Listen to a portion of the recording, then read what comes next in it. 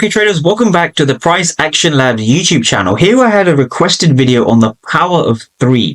So we're going to be going over the power of 3 in this video, and we're going to combine it with regular ICT concepts as well as order flow, right? So just a quick heads up, if you're not using order flow in your analysis, you are going wrong, and this is the reason your strike rate isn't as high as it can be, right? So let me give you an example, right? You're using the power of 3, and we all understand this indicator over here. We all understand how this indicator works, right? So we're using this indicator, but this indicator alone has to be used with other concepts. Let's break this down, right? You need to understand the liquidity sweep.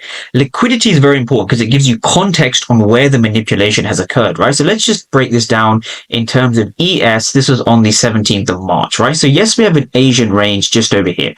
This is the Asian range in orange, and this is what accumulates liquidity, right? This is the accumulation phase of the market. So I'm just going to put dollar signs over here. This represents buyers and sellers exchanging at a fair price, right? We have an accumulation. It's a low time of day. So now we have a manipulation just over here. So price has taken out this Asian range low, and we have a manipulation just over here. This you can refer to as the ICT Judah swing or the turtle soup or any of these other fancy names, right? For me, I just like to call it a manipulation. So this is our manipulation. Let's just label that in here, right? So manipulation, right? If I can spell that, that's manipulation. So once we have a manipulation, you're now looking at the next thing, which is fair value gaps. And fair value gaps is the lifeblood of my trading, right? Fair value gaps is probably the only ICT concept you need outside of the power of 3, and it is the most important concept.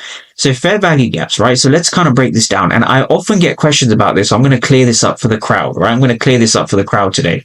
So when you have a fair value gap, right, we can see right off the bat, there's 2 fair value gaps over here. And the question I often get is, how do you know which fair value gap is going to get hit, right? So we have a fair value gap just over here, and we also have another fair value gap resting over here. These are our 2 fair value gaps, right? So you're going to ask me now, Price Action Labs, how do you know which fair value gap is going to get hit, right? Because we could tap off this fair value gap, and this could be the rejection, or we could come down to here and this would be the rejection.